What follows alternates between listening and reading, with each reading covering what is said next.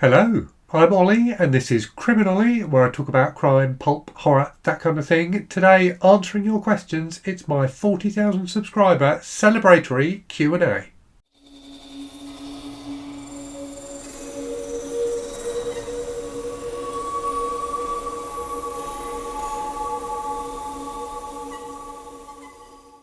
Before I start, just a huge thank you to all of you for your support of the channel. When I started this, I never expected it to amount to anything. So to still be going 3 years later and to have hit 40,000 subscribers feels incredible to me. I really, really do appreciate it. I love coming on here and talking to all of you about books and hopefully you enjoy it too. So I put up a post a couple of weeks ago when I hit the 40,000 subscriber point, asking for questions. I've got a bunch of questions. I think I've got over 50 questions to go through. I haven't gone through and kind of pre-sorted them, so there may be some where there's a bit of duplication, but we'll go through them together and I'll give you my answer. So the first batch of questions were on my weekly wrap-up video where I said I'd hit 40,000 subscribers, so I got a few questions there, and then I've also got some from the community post I put up. So let's start with the ones on that weekly wrap-up video. So the first one is from MJ from the channel Reading This Life, a fantastic channel and well worth checking out if you're not already a subscriber of MJ's. So MJ's question is, with the holidays fast approaching, what is your favourite holiday treat to enjoy while reading, and or what is a channel resolution you're making in 2025? So my favourite, I struggle with this because I really like sweet Christmas stuff. I'm not a big fan of like chocolates and things like that, but I am a really big fan of things with dried fruit in them. So I really love mince pies and I really like Christmas cake as well. Again, I'm not a huge fan of like icing on cakes, but I think Christmas cake, where you've got the fruit cake, the marzipan and the icing, I think that the kind of ratio tends to be perfect. So it will be a toss-up between those two. In terms of channel resolutions for 2025, I am going to make a separate video talking about that. But I think really, if I was to boil it down to one thing, it would just probably be more of the same. I'm just going to continue doing what I do. I really enjoy doing it and hopefully you enjoy it too. So that's what you could expect from the channel in 2025 is no major changes, just more of me talking about books. Next question is from, I think you pronounce the username. It's the problem with usernames. You can see them written down, you recognise them, but when you try and pronounce them, it's difficult. So I think this one is pronounced Zady. So it's SHSZADY. I think the person behind that username is called Sharon. So Sharon's question is, how do you listen to audiobooks, like Wi-Fi or Bluetooth? What kind of earbuds do you own? So I tend to listen to audiobooks just on Spotify, to be honest with you. So I have a Spotify premium subscription, which means I get 15 hours of audiobook listening a month, which if I pick right is usually about the right amount of time to get me through the month. So I listen to audiobooks if I'm doing chores around the house or when I'm walking to the station on days when I'm commuting to London. So 15 hours works out about right for the month. And they have a load of different stuff that's available, on Spotify. And I quite often will listen to a few chapters of a book and then read a few chapters of the same book. So I kind of balance it between listening and reading, and use that subscription to fill in the dead time when I'm walking to the station or doing chores. What kind of earbuds do I own? So I've got my earbuds that I use are AirPods Pro 2s. Which have the noise cancelling. So those are the ones I use most often. And I use those like when I'm on the train and things like that. Even when I'm not listening to anything, I tend to have them in on the train too because they've got noise cancellation, so they drown out some of the background noise. I've also got some Sony like over-ear headphones, which are, I think, XM3s, I think that's what they're called, which are really good. So I tend to use those when I'm at home. This sounds horribly antisocial, but sometimes in the evening my wife will want to watch something on TV and I'll just want to read. So I put my big headphones on, she watches TV and I read, and we can still chat. I can still hear her if she talks, but it drowns out the noise of the TV. Okay, next question is from Hannah McGee. Hi Ollie, I'm of similar age to you, and when I was a teenager I remember reading John Saul books. Have you read any of these books, and if you did, what did you think of them? So I've only read one book by John Saul. He's one of those authors I've always been aware of but had never read until I did a buddy read with one of my patrons a little while ago. And I mentioned this book in a video I put up the other day, and I couldn't remember what it was called then, and I didn't check before answering this. I think it was called something like the Blackstone Chronicles. So it was a series of 6 short novels set in this town where there's weird stuff going on, and I really enjoyed it. It was kind of trashy and like over the top and melodramatic, but it was really fun. I do have a couple of John Saul books that I've picked up over the years secondhand, so I'm going to give those a try at some point. Next question is from Leon Oldfield, so 2 questions actually. One, when you finish a book, do you immediately start another book, or do you take a break and let what you've just finished sink in? I immediately start another book. Like, I literally put down one book and pick up another. I'm never not reading a book. And second question is, what are your thoughts on the recent article that Ivy League students can't read an entire book anymore? I haven't read the article. I have seen some videos talking about that. I don't know. I tend to think that things like this are a little bit of scaremongering quite often, and often are scaremongering about new technology. So when you look back over the history of like entertainment in particular, and like media consumption, I guess, every time there's a new technology, people get panicked about it. So, you know, when novels came out, people panicked about their impact on impressionable young women and things like that. So I think with things like short form video and smartphones and things like that, people are panicked about them at the moment, about them monopolising people's time. So if it is genuinely true that there are Ivy League students who can't read a whole book anymore, that probably is somewhat concerning, yeah. But I'm not convinced it's 100% true. And I also think that, you know, reading comes in many forms. Reading a 500-page book isn't for everyone. The way people process information is changing all the time, and technology is doing that. And we shouldn't necessarily think of that as always a negative thing. So it is, you know, it probably is a bit concerning. But I'd be surprised if there's a huge amount of you know, if it's 100% true, I would be surprised. So yeah, we will see. We can only see over time what the impacts of technology and things like that have on our lives. But certainly, I think a lot of the previous moral panics about new technologies have proven to be, baseless, basically. Okay, next question is from Elaine Porter, who says, "Hello, new to the channel. Have you read the Charlie Parker series by John Connolly?" I read a couple of them like years and years ago, back in the, I guess, late 90s, early 2000s. No, it must have been the late 90s actually, because I remember I was working in a nursing home at the time, and one of the patients was called Charlie Parker. So yeah, I did read a couple of them back then. More recently, I read the first book, Every Dead Thing, which I felt was a bit too long. I felt it didn't quite hit the points it wanted to as succinctly as it could have. But I definitely do want to go back and read more of that series. I also read recently a short story collection, Nocturnes, by John Connolly, which was fantastic. Really, really great short stories. So I am looking forward to reading some more of his work soon. Okay, next question is quite a long question, so I probably won't read all of it, but I'll get the gist of it. So this is from Brian Hall, and the question is, what is the point of colour e-ink?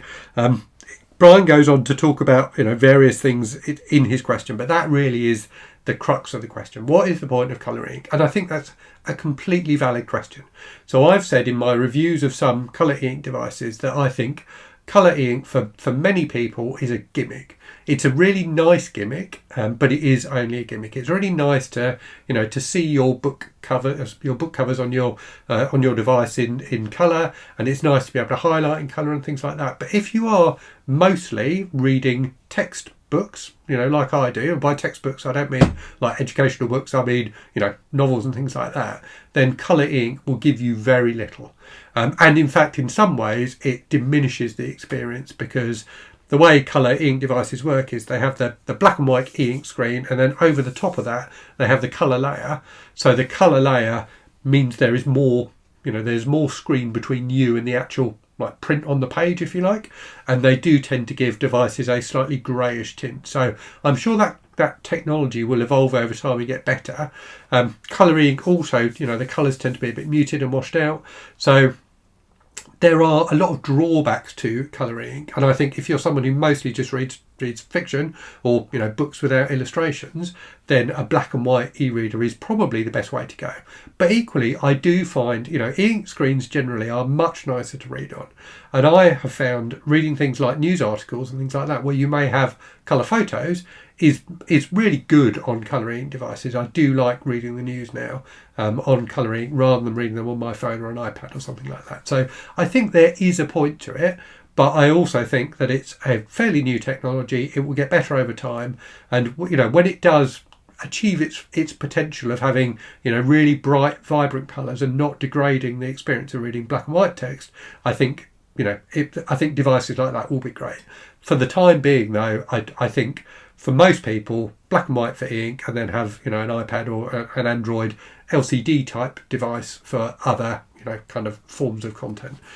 So yeah, we'll see. I think it will improve over time, but I agree it's not quite there yet. Right, next question then is from Heidi Fogelberg, a long-time supporter of the channel. Hello, Heidi. Since you never expected much of this channel, you're clearly a guy who can make strange dreams happen. So what's another wild hope you expect will come to nothing? So at the risk of sounding really corny, it feels like the world is becoming increasingly divided, and that we as countries are becoming increasingly divided within our own countries. Feels like the polarisation of politics has just grown and grown over time. It certainly has in the UK, and it appears to be doing so in the US as well. And I imagine that most people watching this video will be from one of those two countries.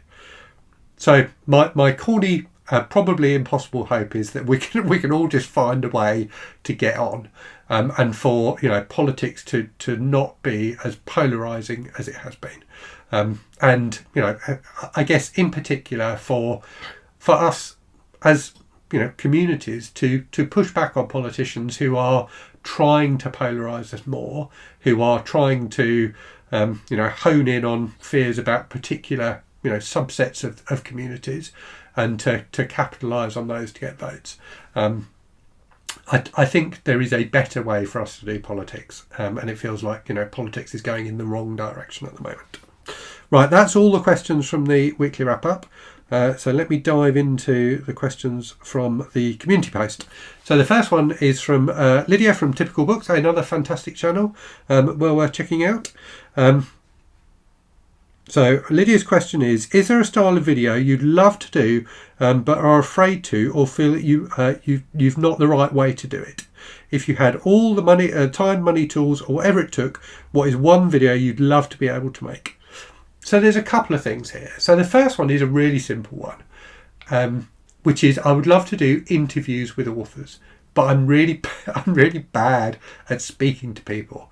If you've ever seen me appear on other people's channels, which I've done a few times, you will know that I'm not very good at having one-to-one conversations, and I'm even worse at having conversations with several people. So I would love to do some interviews with authors I really admire on the channel, but I'm really super nervous about doing that. I did approach one author a little while ago to do that, and then basically bottled out.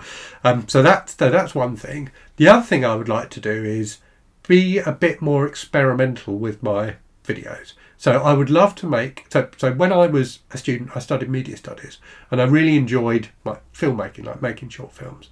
So I would love to make some kind of short films for the channel, which aren't necessarily, my typical sort of content at all, but are still in some way about books. So that's something I am playing around with ideas for. I have recently got a new camera and some new editing software, which would make it easier for me to do that. So we'll see if that comes to anything or not.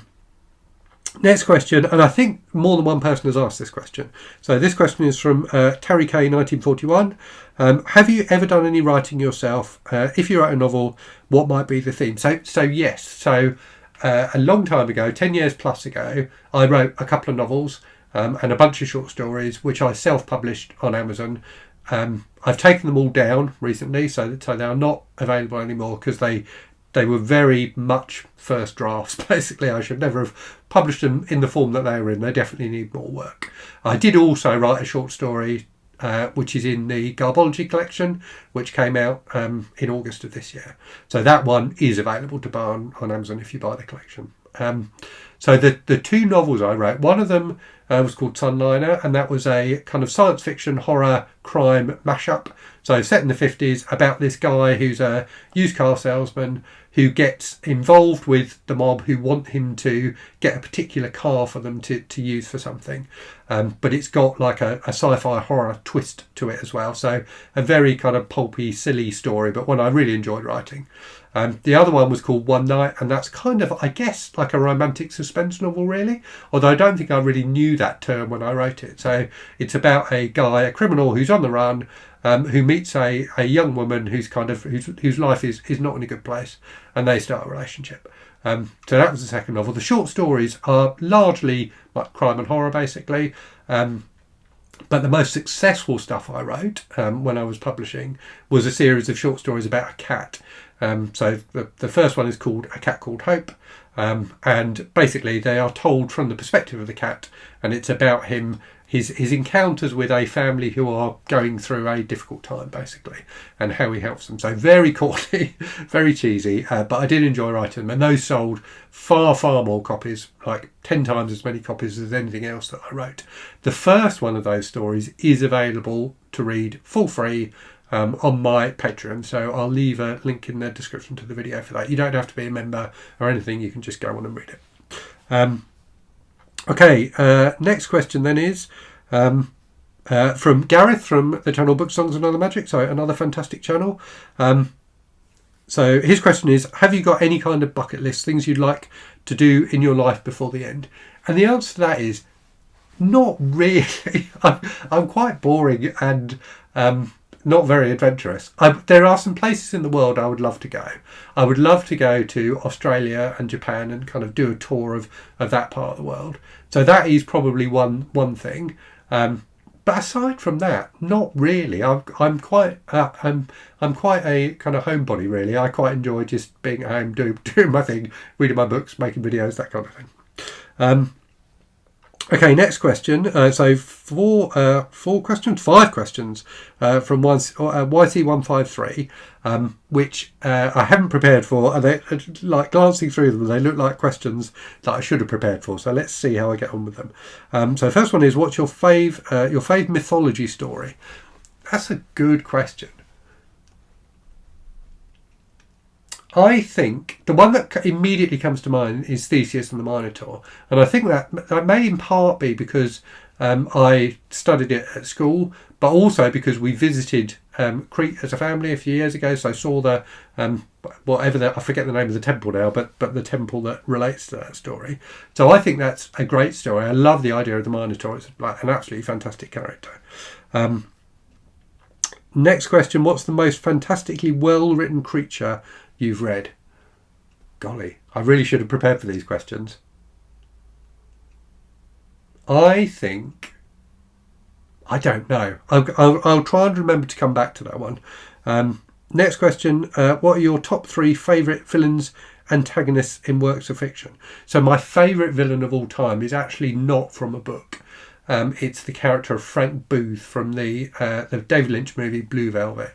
I think he's a fantastic character, so complex, brilliantly portrayed by Dennis Hopper, just absolutely brilliant. Aside from that, I'm going to struggle. I will come back to these questions. I will pause at the end to think of some answers and come back to them. Are there any? So question 4. Are there any film adaptations that were surprisingly better than the book? I think there are definitely some. I think the one that immediately springs to mind is Children of Men. So I thought the book of Children of Men by P.D. James was excellent. I thought the film was also excellent, but excellent in a completely different way. So it takes the same story, but tells it in a very different way. The book is quite slow-paced, quite thoughtful. The film is much more kind of action-packed, but it does it brilliantly, and it draws out a lot of the same themes, but in a very different way. So I think that will probably be my answer for that one. And question 5, what's a novel with an ambiguous ending that you wish were more concrete or had a part 2? That one, I can't think of an answer for, because I love ambiguous endings. I really, really like ambiguous endings. Endings that leave you as a reader trying to carry on the story in your mind. Okay, next question is from Leo Picara. Hello, Ollie. What's the best crime fiction novel you've read in terms of quality of writing, complexity of the plot and characters, and entertainment value? I think my favourite crime novel is one of the books in the 87th Precinct series, and that is called a book called Sadie When She Died. So it features the same normal characters from the 87th Precinct series, but it's particularly about a conversation between Steve Carella, who's the main detective, and this guy in a bar. And it's about an investigation into the death of this woman, Sadie. And as the book progresses, you discover more and more about her character. And the whole thing is just brilliantly done. The 87th Precinct books are interesting because they all, well, not all of them, but they often have different styles. And this one is much more of a kind of psychological thriller than many of the books. Some of the books are, kind of almost like comedies. Some of them are, like heist books or whatever. They all have different styles. This one is definitely a psychological thriller. And I think he does a fantastic job, McBain, of building up this character of Sadie throughout the book. So I think that is probably the one I would pick. Next question is from Adabada85. What is your reading routine? For example, set up, area of the house, time of day.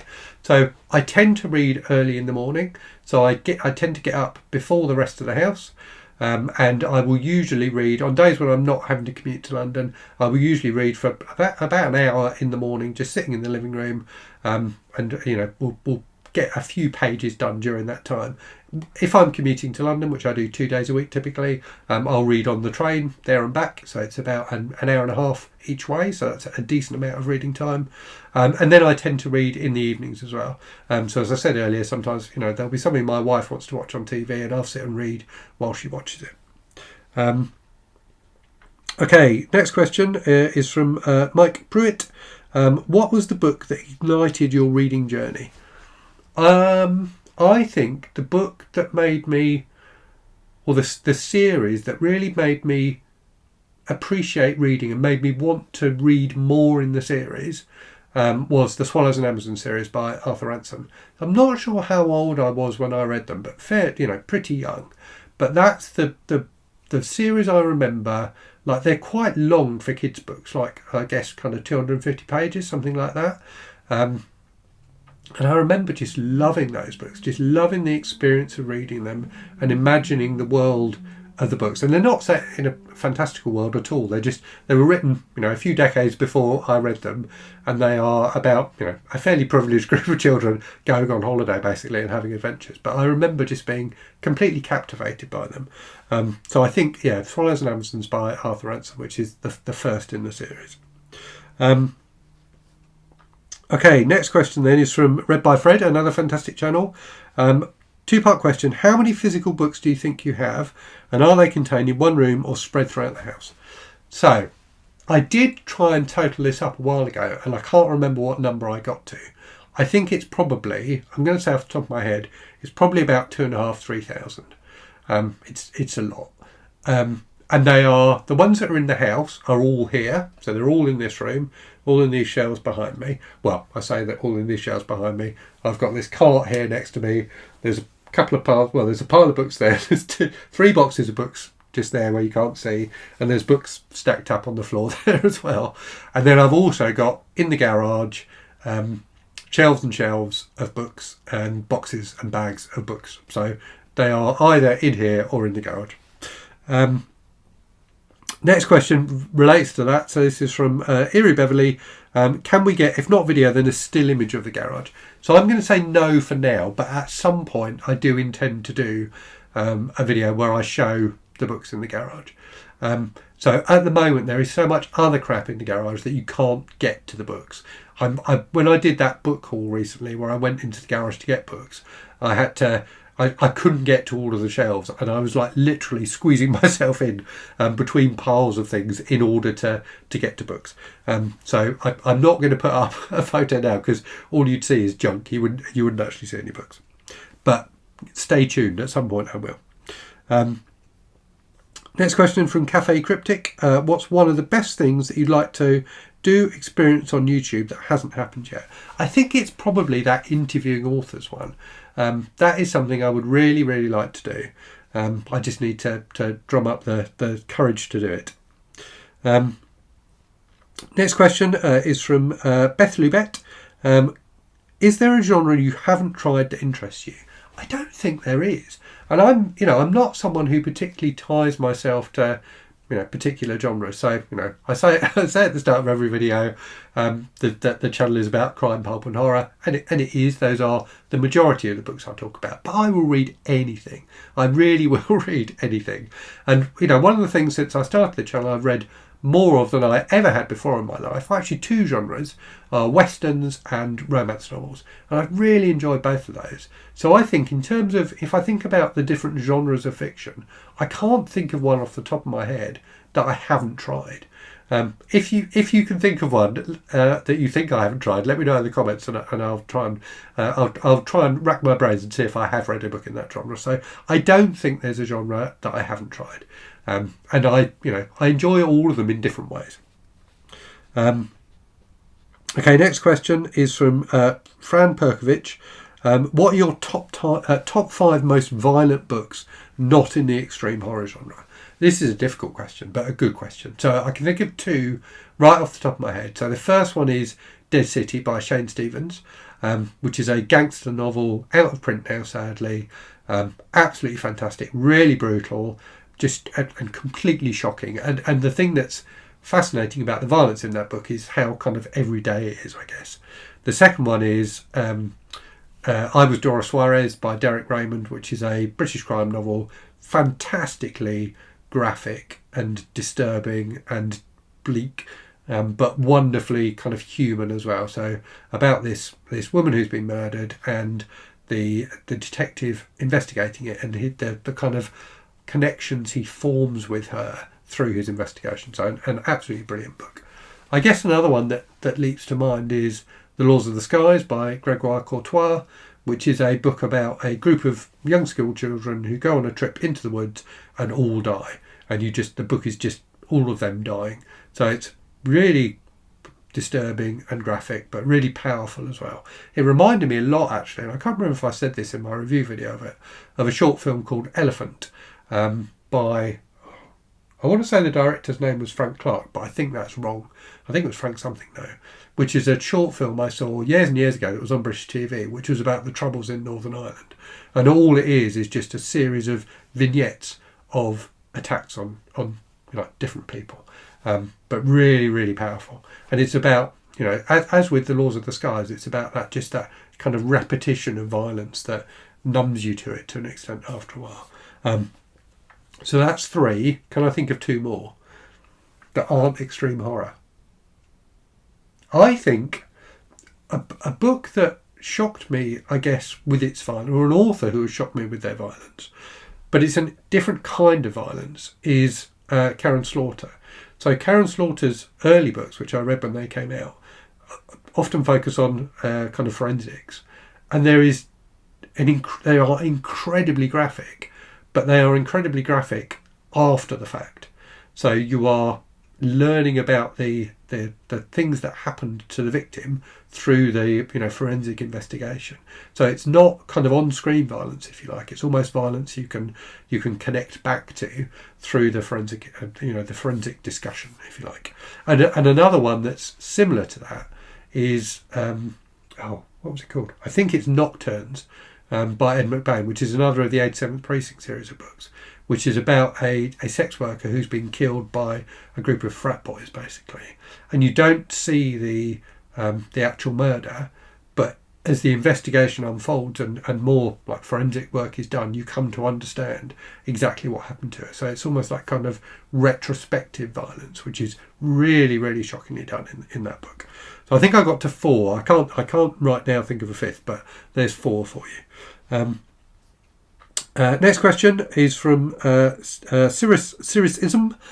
Do you have a favourite snack or beverage while reading? Do you have a favourite spot to read? So kind of, I'll continue the answer I started giving earlier on about my reading routine.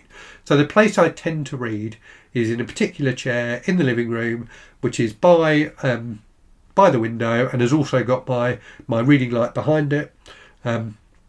In terms of snacks, so in terms of beverages, tea. I drink a huge amount of tea, probably far more tea than is healthy. So definitely tea. In terms of snacks, I really enjoy popcorn when I'm reading, because it's one of those snacks you don't have to feel too guilty about, but it's enjoyable just to munch. But also, maybe sometimes a nice digestive biscuit or something like that as well to dunk in my tea. Next question is from Jay Kadiraman.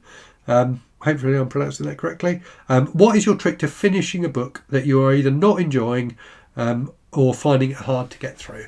And this sounds like a kind of nonsense answer, but it's just to keep reading. It's just to keep on going with the book. And I'm not very good at DNFing books. I need to get better at DNFing books.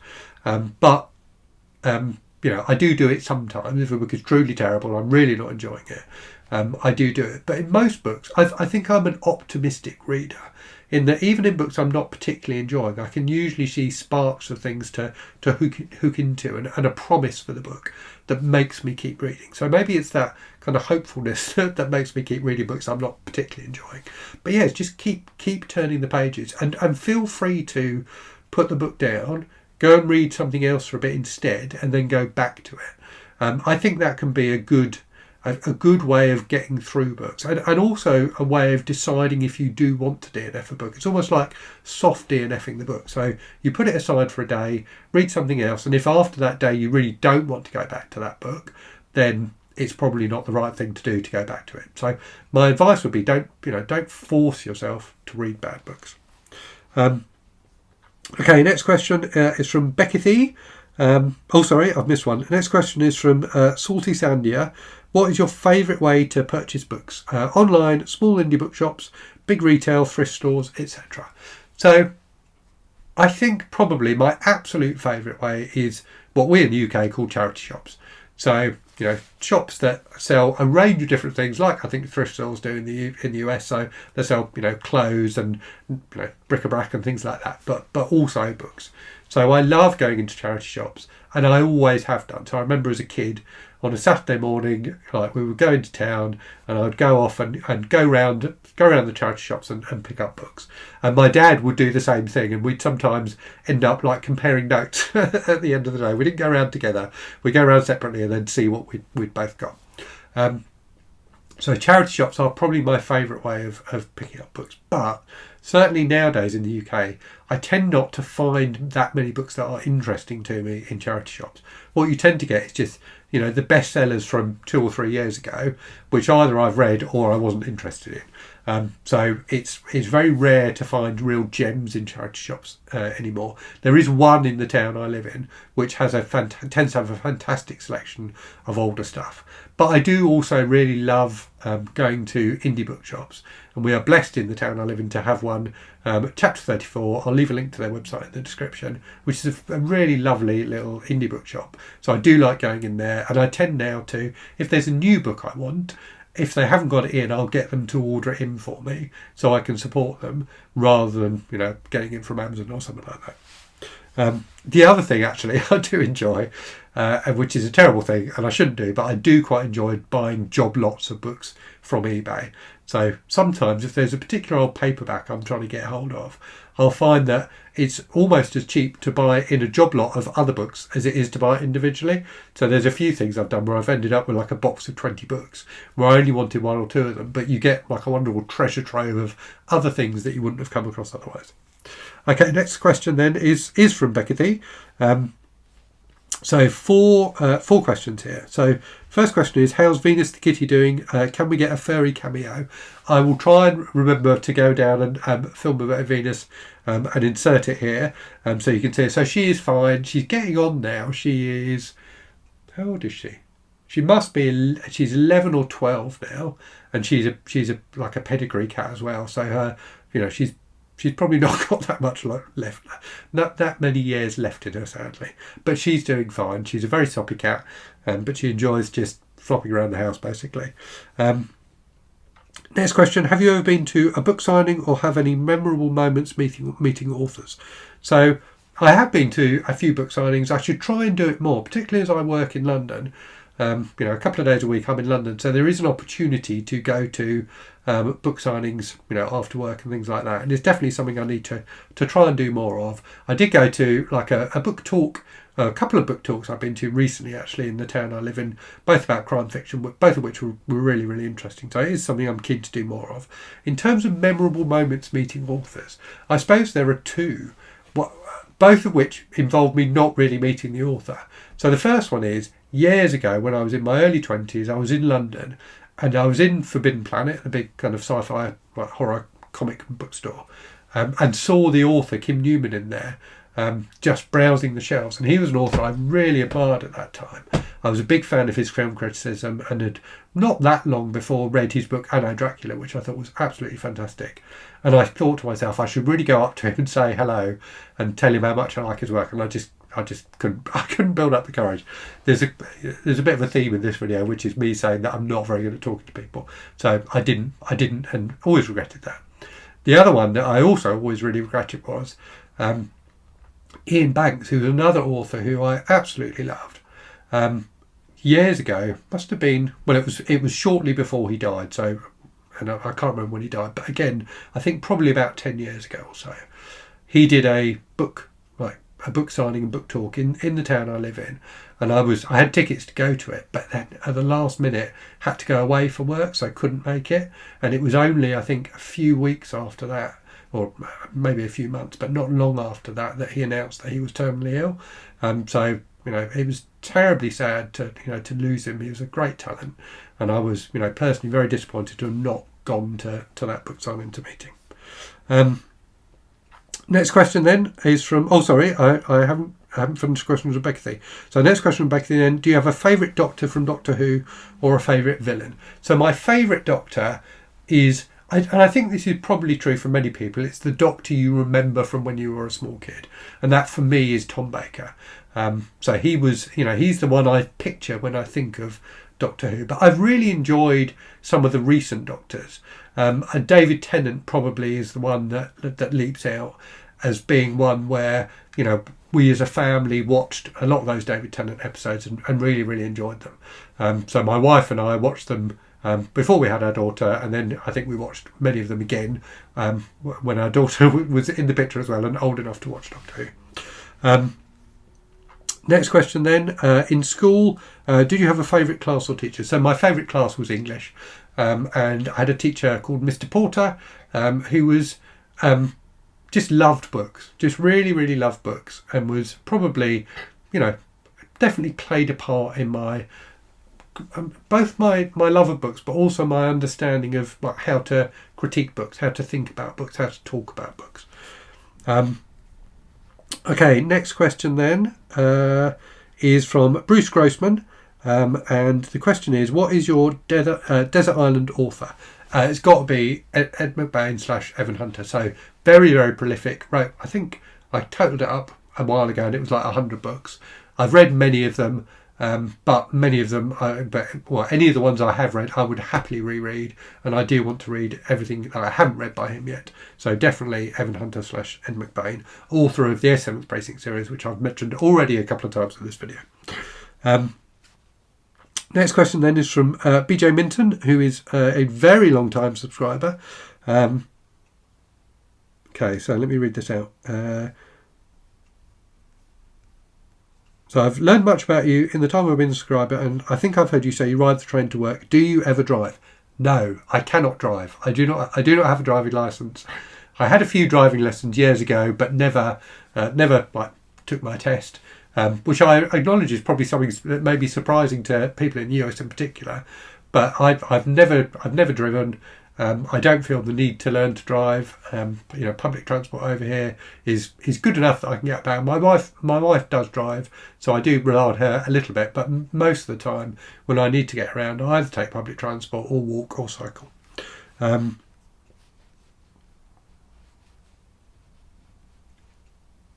BJ goes on to say, sounds like your garage is filled with books. There may be no room for a vehicle. So yes, our car is parked on the driveway rather than in the garage. And her second question is, what is your favourite typically British food? Actually, I've just said her. I've always assumed that BJ Minton is female, but I may be wrong. So apologies, BJ Minton, if I've misgendered you. What is your favourite typically British food? So I think it's got to be fish and chips. Fish and chips is just great.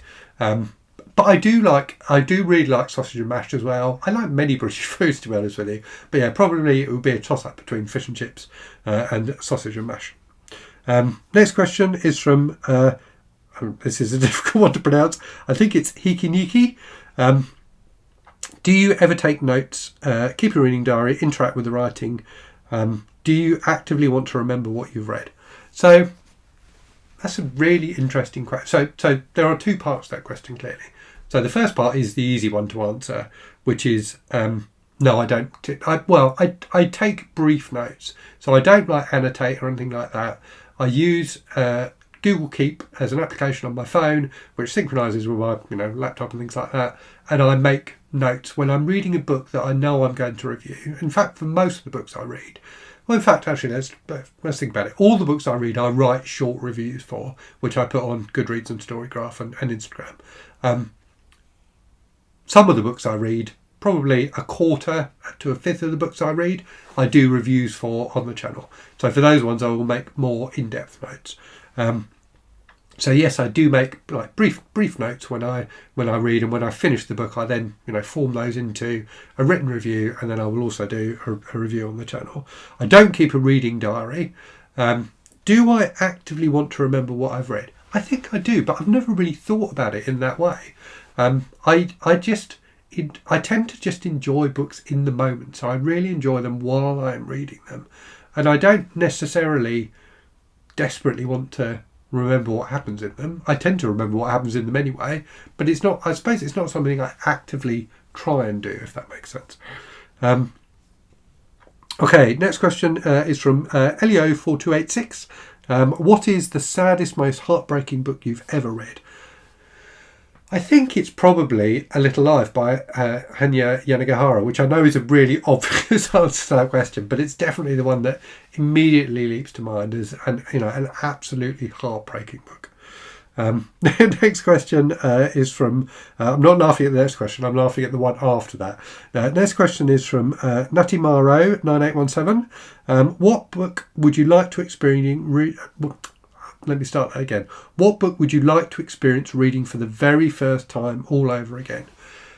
That's a good question, and I can't think of an answer to it.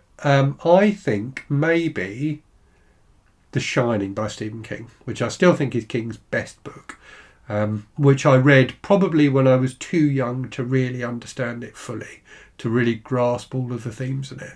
So I think that's a book I'd like to be able to read for the first time as an adult, and also as someone who has struggled with alcohol as Jack does in the book. Next question, which is one I was laughing at, which is from Spooky Soybean, which is, why are you so handsome? I don't know. I can't help it. No, seriously, I'm someone who's never considered myself to be handsome in any way, shape or form. I do occasionally get comments like that, which always surprised me. So yes, I don't know. Next question is, what are a few books or series that your viewers have most frequently recommended to you? Also, have you ever tried writing fiction yourself? So the second part of that question I've already answered. So the first part, I think the Factory series by Derek Raymond was one that got repeatedly recommended to me, which I have now read all of and have reviewed on the channel. James Lee Burke is an author who has been recommended to me a bunch of times on the channel, and I have read the first of the books in that series, the Dave Ruby-Show series, and I've got a couple more of them which I need to read at some point. It tends to be crime fiction I get recommendations for more than horror fiction. Another one that leaps to mind is the Parker books by Richard Stark, and I'm actually reading one of those now. I'm really, really enjoying it. So that's a series that's been recommended to me a load of times over the years on the channel. Yeah, I'm trying to think if there are others. It does tend to be series that get recommended to me rather than individual books.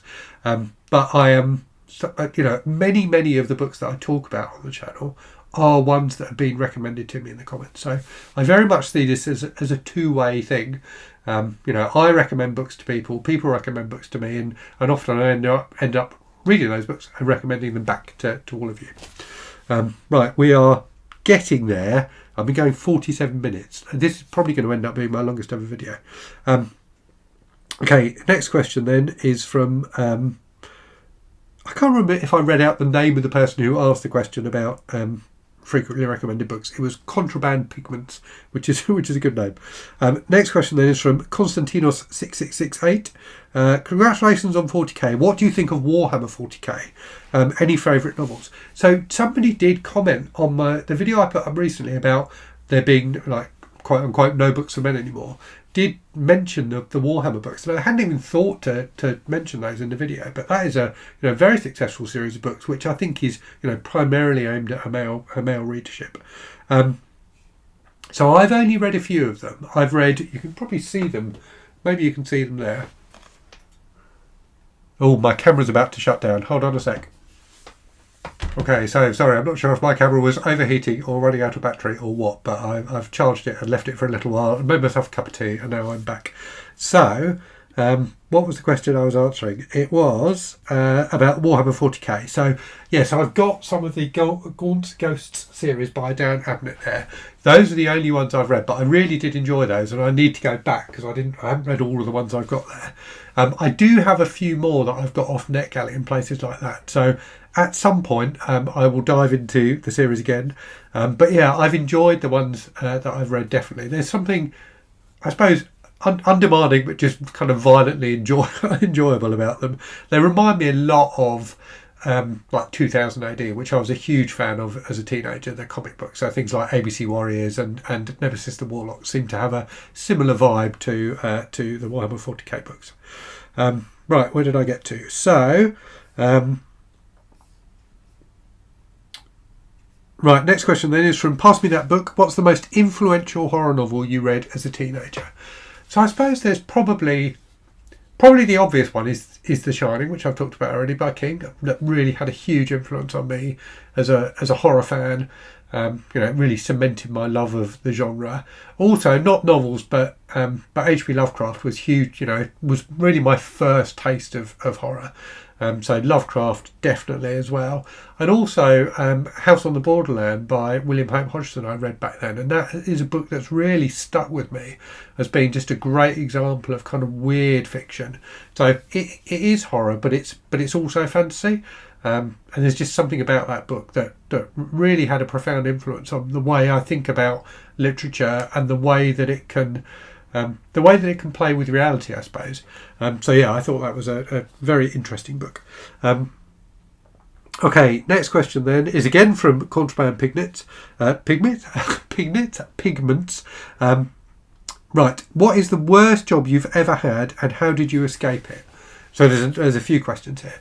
The worst job I've ever had. I've enjoyed most of the jobs I've had to varying degrees, and I've been doing the job I'm doing at the moment. I've been doing for a number of years now, and it's probably my favourite job I've ever had.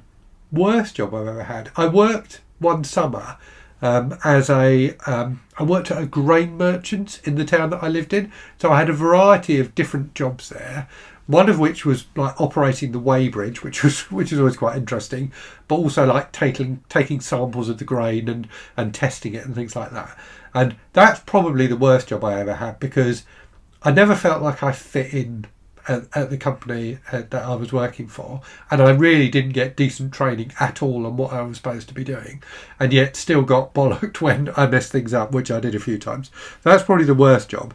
I escaped it because they let me go. Basically, they obviously decided I wasn't a good fit either. It was only ever going to be a short time thing. It was over the summer holidays, and they let me go a few weeks before they should have done.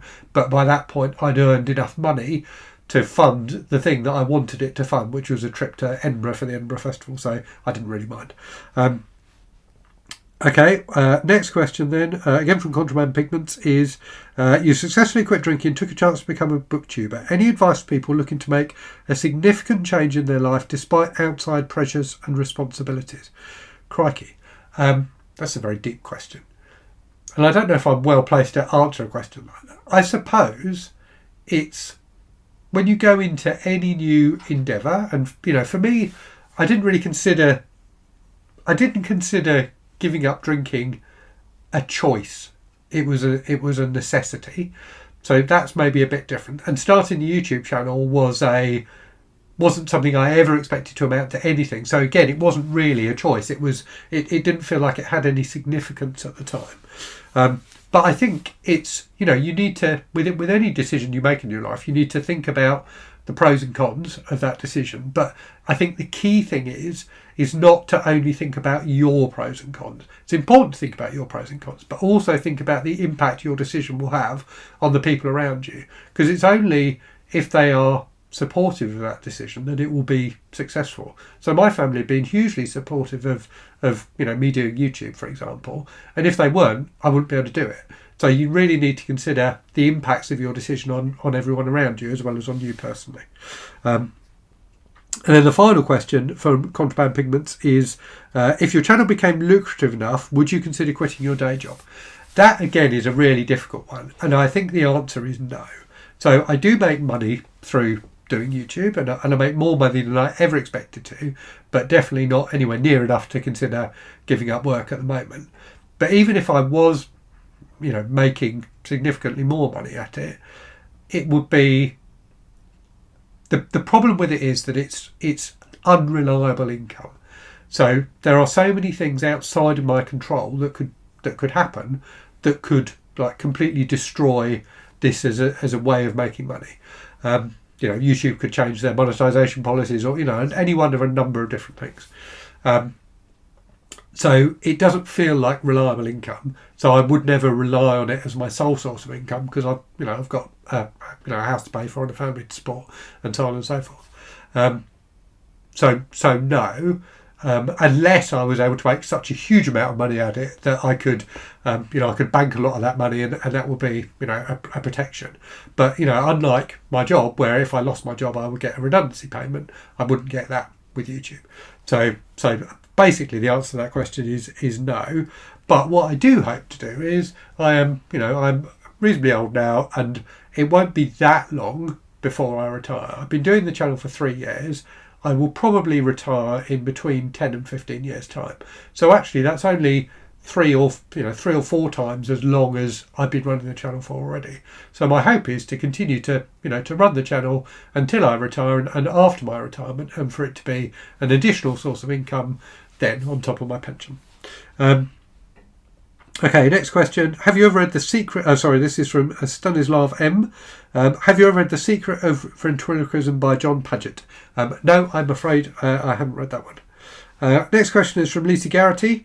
Who are the best European, non-UK mystery and thriller writers? So I guess the first one that leaps to mind is Georges Simenon, who wrote the Maigret books, who I thought was... his books are absolutely fantastic. I've never not had a good time with a Georges Simenon book. Another author, and he's an author I've only read one book by, and I thought that book was fantastic, and I need to find out if he wrote other things so I can read them, it occurs to me. That's Jean-Christophe Granger, who wrote a fantastic serial killer thriller called Blood Red Rivers, which was really, really good, so a French writer. Aside from that, I haven't read that many of the Scandinavian writers. So I did read the first of the Martin Beck books, and I've now completely forgotten the name of the authors, which is terrible, but it was a pair of people who wrote those. And I definitely want to read more of those. And I also want to read more, and I've now forgotten the name of this series as well, the Wallander books. I've read the first of those and enjoyed that, by Henning Mankell. So I do want to read more of those as well. So those are both, European series that I rate. And also, I guess, actually no, they're not European. I think that's my answer to that question. Right, next question. 6 questions from Dinara Safina. Was there a book you were made to read in school that you disliked but came to appreciate in later life? Yes. So Brighton Rock by Graham Greene, I had to read for... I can't remember if it was GCSE or A-level, but I didn't finish it at the time. I didn't particularly enjoy it. I've come back to it as an adult, and I think it's a fantastic crime novel. Was there, so second question, was there ever a book you were made to read in school that you disliked and still do? So I've got the opposite of that. So Wuthering Heights, I read at school and I remember enjoying it at school, but I've subsequently read it as an adult and hated it. Next question then, are there any Stephen King books you find to be overrated? And she goes on to qualify that by saying, for me, overrated doesn't necessarily mean bad, just that you don't love them as much as others do. Yeah, so the one that leaps to mind is Later, which is one of his hard case crime novels, which everyone seems to really, really like, but I thought was pretty bad, if I'm honest.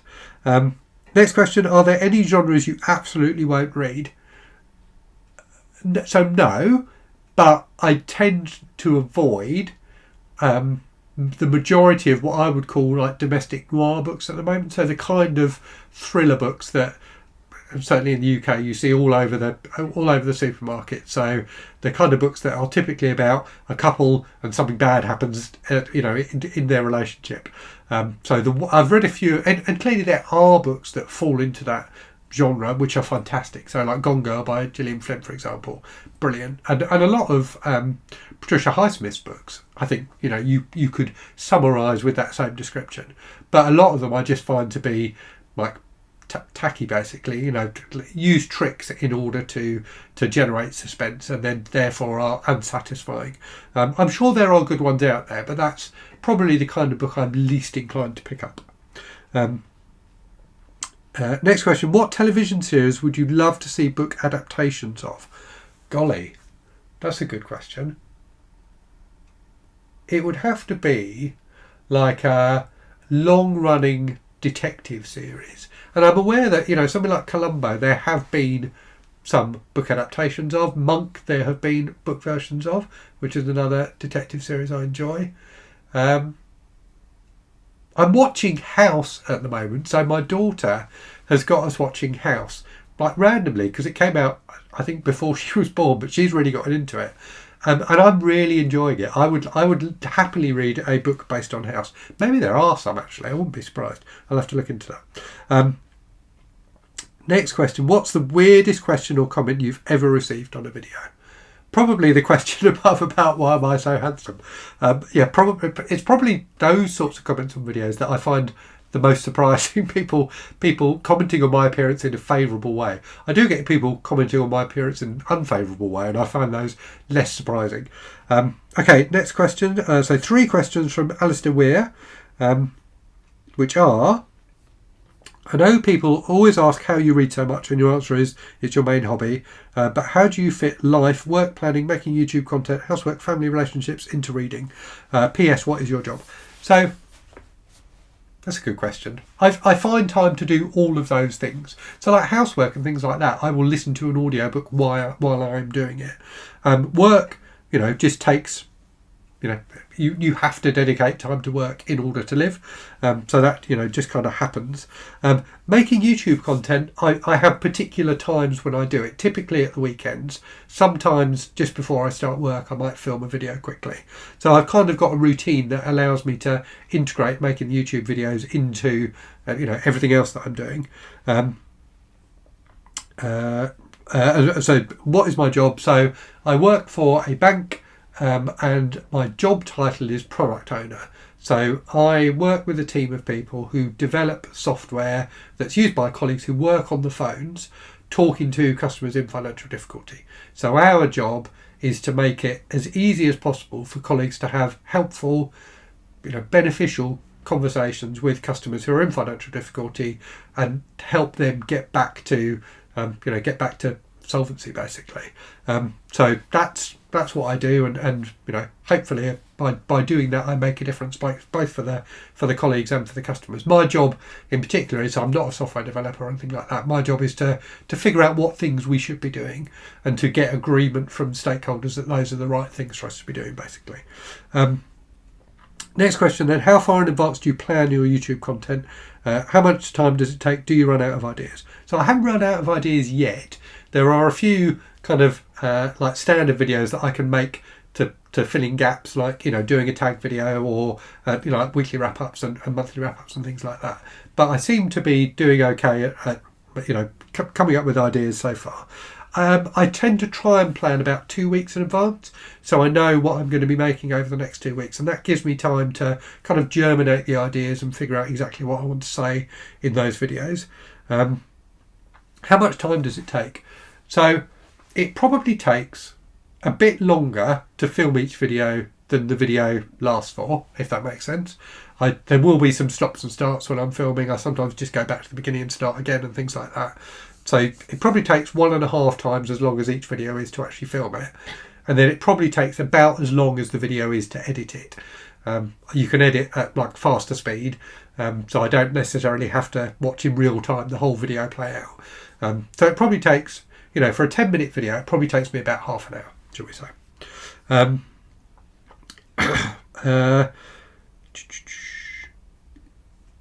And then the final question was, have you ever thought about writing? So I've answered that one already. Next question, another question from Elio4286. So who's your favourite Greek god or goddess and myth? So I've talked about the myth part already. I don't know if I have a favourite Greek god. I quite like Neptune. Or wait, has he got 2 different names? Poseidon. I think it was Poseidon in Greek mythology, so the god of the sea. Next question is from Redwurst3258. Have you read any Georgette Heyer? Excuse me, I'm drying out. I'm going to have a sip of tea. I've been going for over an hour now.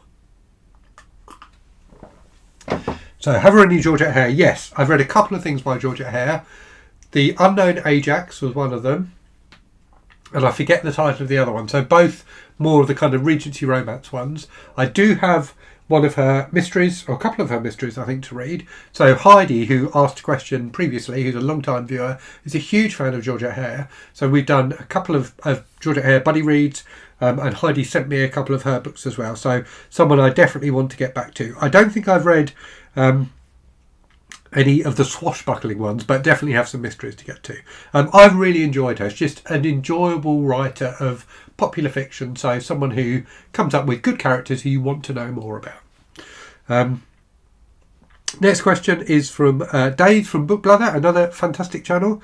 Dave's question is, what fictional book most impacted you such that you continued to keep thinking about it long after you'd finished it?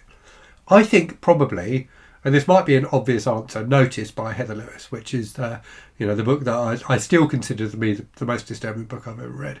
There's just something about the central character in that book and her repeatedly putting herself into dangerous situations that really made me think, and has really, really stuck with me. I thought it was a fantastically interesting character study. And I think with books, with books that really have an impact on you, it's the characters that stick with you, isn't it? It's the things that happen to them, the impact on their lives that remains with you. Next question is from Tarusa Samua. I think I'm maybe pronouncing that correctly. Were you ever in a reading slump? And if yes, which book got you out of it? So the last time I had a proper reading slump was in 2020 when I had COVID for the first time. And I literally just couldn't read. I tried a few different books and just couldn't stick with any of them. The only one I remember trying during that time, and it wasn't the book that got me out of the slump, was Where Eagles Dare by Alistair MacLean. And all I could do during that time was play video games. It was the last time I played video games a lot, probably. I was playing Zelda Breath of the Wild on the Switch, and I think just it's a big kind of open world fantasy game, so the experience of being able to go out and explore in the world was a very hopeful and comforting one during lockdown. But I can't remember, I'm afraid, what book got me out of that slump. Next question is from Chevy Dodd, which is an excellent question, and his question is Ed McBain or Evan Hunter. So as I've said multiple times, Evan Hunter / Ed McBain, so the same person, is my favourite writer of all time. Definitely of the two, Ed McBain. So Ed McBain wrote mystery novels, the 87th Precinct series in particular, but other standalones and the Matthew Hope series too. Evan Hunter wrote more, or under the name Evan Hunter, the author published more kind of literary fiction, more general fiction kind of stuff. So I enjoy Evan Hunter stuff, but I like Ed McBain stuff more. Right, we are nearly there. I think there are 4 questions left. So the first two of those are from Thelma7. Have you ever been in a reading slump? If yes, how did you overcome it? So I've kind of talked about the reading slump already. I haven't talked about how I overcame it. And that was just to keep on trying to read books. So I just kept on trying to read books that I thought I would enjoy. And eventually the COVID passed and my brain fog passed and I was able to read again. Next question then is, who is your favourite fictional detective? That's a really good question. I do really, really like Poirot. I know that's a kind of an obvious answer, but I really like Poirot. I really like the unnamed fictional detective in the Factory series by Derek Raymond, who just seems to really care passionately about the victims of the crimes that he is solving. And also Steve Carella from the 7th Precinct series, I just think is a fantastic detective in that he feels complete as a person. So there's a lot in the books about his family life and how he balances being a detective against family life, and you really get to know him as a person throughout the course of the books. Next question then is from Bonnie at Home. How often do you reread a book unprompted? So I very rarely reread books. When I do reread books, it tends to be because I want to read a series and I've read the first couple of books, but it was a long time ago and I can't remember them, so I go back and read them again. That is my most frequent reason for rereading. So it's not something I do that often. Final question then, and then I will go back to those questions that I couldn't answer before, is from Contraband Pigments. How does your wife and child feel about you spending all your free time reading, which is inherently a solitary activity? Has this affected your relationships? So I don't think it has. I find time to... I still find time to have family time with them. We still do things together as a family. And you think about, a lot of hobbies are things that actually take you outside of the home. So, reading is a solitary hobby, but it's one you do at home typically. If I was like a football fan who every weekend went travelling around the country to follow the team I follow and watch their matches, that would probably take up as much time and take me out of the house a lot more. Plus there'd be time, watching matches at home. If I was a fisherman, I'd be out all day fishing. If I played golf, I'd be out all day playing golf. So I do spend a lot of time reading. But if I had other hobbies, I would probably spend just as much time doing those, and I'd be out of the house as well. Right, let's go back to those questions I couldn't answer. I'm not promising I'm going to be able to answer them now. Most well-written fantastical creature. This is not an individual creature, but I really thought that the universe and all of the creatures in it that Becky Chambers created for the Wayfarer series of books was absolutely fantastic. And that is, in the same way that in something like the 7th Precinct series, the detectives collectively are kind of a character. So they have individual characters, but the group of detectives collectively is a character as well. In the Becky Chambers books, the universe is a character, and a wonderfully done character as well. So I think that's maybe not quite the answer you were after, but that's my answer for that one. And then some more favourite villains or antagonists. So one did leap to mind, and I've now forgotten his name, but the villain in the book Alien the Cold Forge by Alex White was just a horrible, horrible person. So thoroughly detestable that you really... when I was reading that book, I found myself wanting him to get his comeuppance more than I wanted the heroine of the book to win. So that, I think, is the sign of a great villain. So I can't think of a third one, I'm afraid, but there's another one for you. Right, so I think that is all of the questions answered. Thank you so much if you asked a question. Even if you didn't ask a question, thank you so much for watching, especially if you've got to the end of this video, which I think will end up being over an hour long, which probably makes it the longest video I've ever done. My throat certainly feels like it's the longest video I've ever done. So yeah, thank you again for your support of the channel. I will say that thing that people sometimes say, leave an emoji in the comments, leave a book emoji in the comments if you've got this far. I'd be interested to see how many people make it to the end. But yeah, sincere thanks for your support of the channel. I love talking to all of you about books. Hopefully you will continue loving hearing me talk about books. But anyway, I will leave it there and say, as always, thank you very much for watching. Hope you're safe and well out there. Hope you're reading good stuff, and I'll speak to you again very soon. Cheerio.